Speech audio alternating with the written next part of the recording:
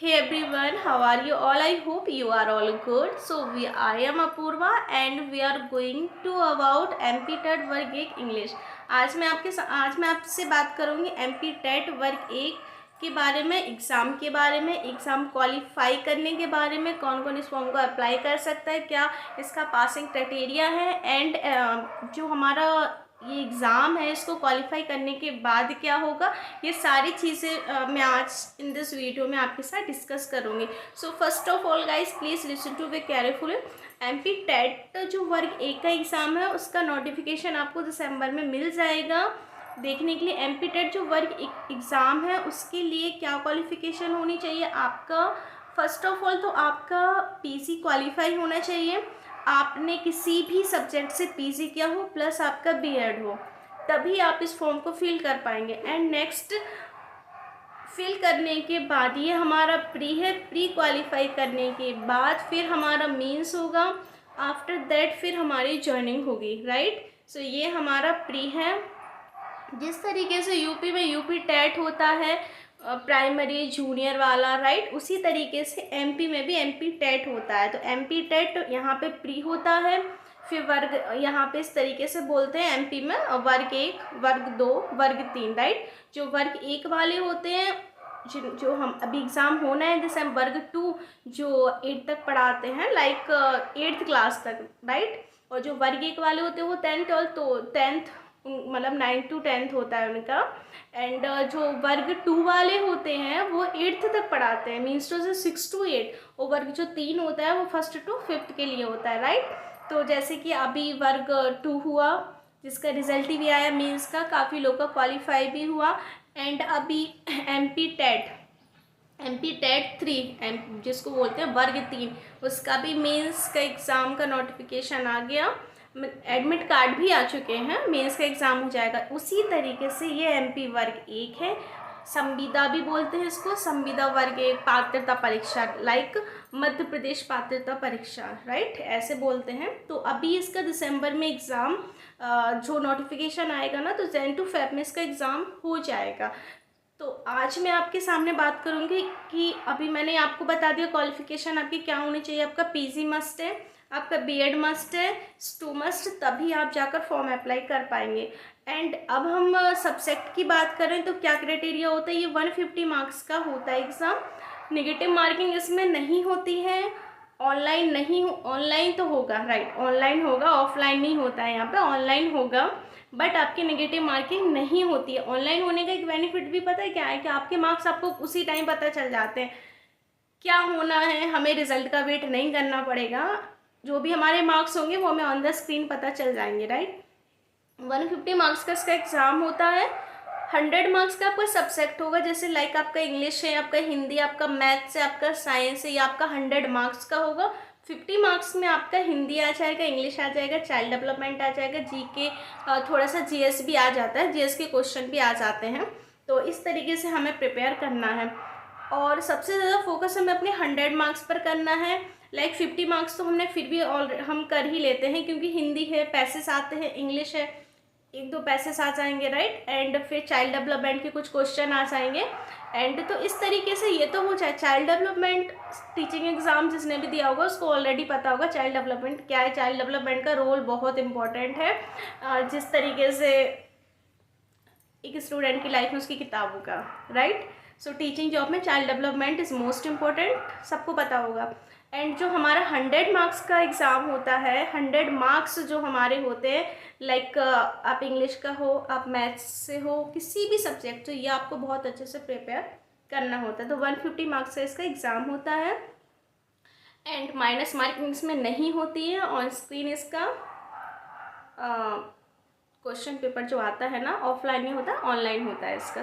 MP के जितने भी एग्ज़ाम है ना, ये टीचिंग वाले, ये ऑनलाइन ही होते हैं, ऑफलाइन तो अभी नहीं हुआ है।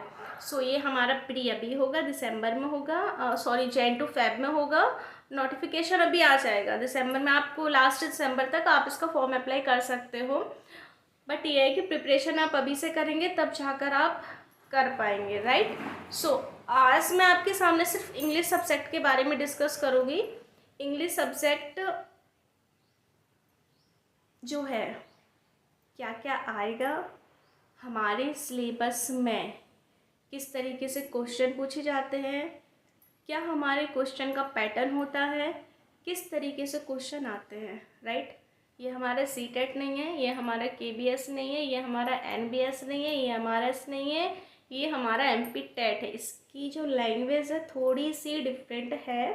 मैं कहूँ तो आप अदर्स पेपर के अकॉर्डिंग इसको देखेंगे ना तो हिंदी में इसकी थोड़ी सी लैंग्वेज चेंज हो जाती है, जो शायद आपको आप जब सेट पेपर लगाएंगे तो आपको थोड़ा समझ में आ जाएगा, राइट। बट मैं आज आपसे बात करूँगी सिर्फ इंग्लिश सब्जेक्ट के बारे में। इंग्लिश सब्जेक्ट क्या है, इंग्लिश सब्जेक्ट में क्या क्या आएगा एंड किस तरीके से क्वेश्चन हमारे पूछे जाते हैं, राइट। सो इंग्लिश सब्जेक्ट जो हमारा है उसमें लिटरेचर का बहुत ज़्यादा इंपॉर्टेंट है। लिटरेचर मीन्स टू से forms of literature, Indian writing आएगा, प्रोज, पोइट्री, ड्रामा, ये सारी चीज़ें हमारी इंग्लिश लिटरेचर में आएंगी। ये सारी हमको पढ़ना है। फिक्शन पढ़ना है, हमें ड्रामास पढ़ने हैं, शॉर्ट स्टोरी पढ़नी है, पोइट्री पढ़नी है, फॉर्म्स ऑफ लिटरेचर हो गए, इंडियन राइटर हो गए एंड फिगर ऑफ स्पीच हो गए एंड ग्रामर का भी पार्ट्स होता है। जैसे पार्ट ऑफ स्पीच हुआ, पार्ट ऑफ स्पीच के पूरे हमारे टर्म्स हो गए, noun, pronoun, adjective, verb, adverb, conjunction, interjection, preposition, like. फिर आगे बढ़ेंगे तो नॉन फिनेट्स भी आ जाते हैं, कुछ सिनोनिम, कुछ एंटोनिम्स आते हैं, वन वर्ड सब्स्टिट्यूशन आ जाते हैं, प्रोवर्ब्स आ जाते हैं एंड सफिक्स प्रीफिक्स आ जाते हैं, जो आपने ऑलरेडी पढ़ा होगा। ये ग्रामर से वही है, ग्रामर में कुछ नहीं बदलेगा, ग्रामर आपका वही रहेगा। चाहे आप किसी भी इंग्लिश का एग्ज़ाम दें, ग्रामर आपका चेंज नहीं होगा। चेंज थोड़ा बहुत होती है तो लिटरेचर होती है, किसी में कुछ और पूछ लिया, किसी में कुछ और पूछ लिया। बट एमपी वर्ग एक का जो एग्ज़ाम है इसमें देखो सबसे अच्छी चीज़ क्या है, वो पहले से ही सिलेबस दे देते हैं। हम ये सिलेबस पूछेंगे, हमने ये ड्रामा दे दिया, हमने 4 ड्रामा दे दिए, आपको 4 ड्रामा कंप्लीट करने, फिर हमने पोइट्री दे दी, फिर हमने शॉर्ट स्टोरीज दे दी। वो उनका जो सिलेबस है ना बिल्कुल पॉइंट वाइज वो दे देते हैं और सिलेबस के अंदर ही क्वेश्चन पुटअप करते हैं। इंग्लिश का क्वेश्चन कोई भी बाहर नहीं जाता है। आप चाहो तो आप लास्ट ईयर का पेपर देख सकते हो, वर्ग 1 का जो पेपर हुआ था ना पहले, उसको आप देख सकते हो। You can also check this paper, आपको खुद ही पता चलेगा कि हाँ क्वेश्चन किस तरीके से आए हैं। अब मैं बात करूँ फर्स्ट ऑफ ऑल फिक्शन। जैसे फिक्शन हमारे 4 है हमारे फिक्शन 4 कौन सा, आर्म्स एंड द मैन हो गया, पोस्टर्स ऑफ लेडी हो गया एंड फिर प्राइड एंड प्रेजुडाइस हो गया, अ टेल ऑफ टू सिटीज़ हो गया। तो ये बात किसकी हो गई, ये हमारे फिक्शन की हो गई। फिर ड्रामा आ गए, फिर ड्रामा के बाद ऐसे शॉर्ट स्टोरीज हो गई, ऑफ स्टडीज़ हो गया, फ्रेंडशिप हो गया, इस तरीके से आएंगे, राइट।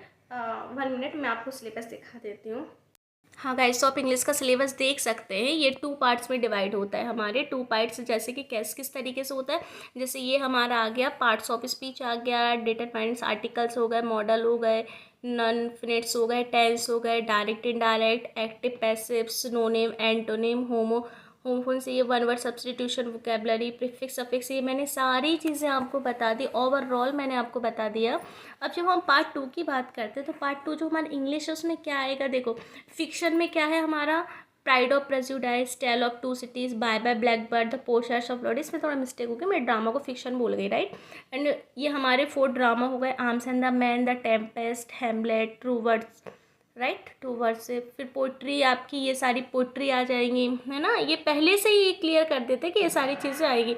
फिर इसके बाद आप देख सकते हैं प्रोज में क्या आएगा, figure of speech, forms of literature, फिर short stories and novel, right. तो इस तरीके के ये हमारा सिलेबस है लाइक इंग्लिश का। ये 2 पार्ट्स में डिवाइड है, फर्स्ट पार्ट ए और पार्ट बी, जो कि मैंने आपके सामने डिस्कस कर दिया। सो सिलेबस देखकर आपको समझ आ गया होगा कि आपकी इंग्लिश का सिलेबस किस तरीके से आएगा एंड आपको कौन सी चीज़ें बहुत ज़्यादा पढ़नी है, डिटेल में पढ़नी है, किन चीज़ों को आपको समझना है, ये मैंने आपके सामने डिस्कस कर ही दिया है। सो अब इम्पोर्टेंट बात ये है कि ये तो हमारा पेपर हो गया, इंग्लिश लिटरेचर का हो गया, लिटरेचर में क्या क्या आएगा एंड हमारे ग्रामर में क्या आएगा, राइट। और जो मैंने 50 मार्क्स का था वो भी मैंने आपके साथ शेयर कर दिया। अब इसकी स्ट्रेटजी इस तरीके से बनाइए। अब हम इसको किस तरीके से कवर करें, देखिए आपके पास यदि 10th तक की भी बुक्स हो तो आप, यदि हो आपके पास क्लास वाइज आपको मिल जाए तो अच्छी बात है, वरना मैं ये जो एमपी टेट की बुक है ना इसको मैं कम्युनिटी पोस्ट पर पोस्ट कर दूँगी, आप चाहो तो इसको परचेज़ कर सकते हो। मुझे अच्छी लगी बुक इसलिए मैंने इसको परचेज़ किया था। एंड इसमें कुछ प्रैक्टिस पेपर भी मिल जाएंगे आपको एंड थ्योरी भी मिल जाएगी। देखो सबसे इम्पोर्टेंट क्या है, अदर सब्जेक्ट का तो मैं नहीं बता पाऊँगी, बट मैं इंग्लिश का बता रही हूँ आपके सामने।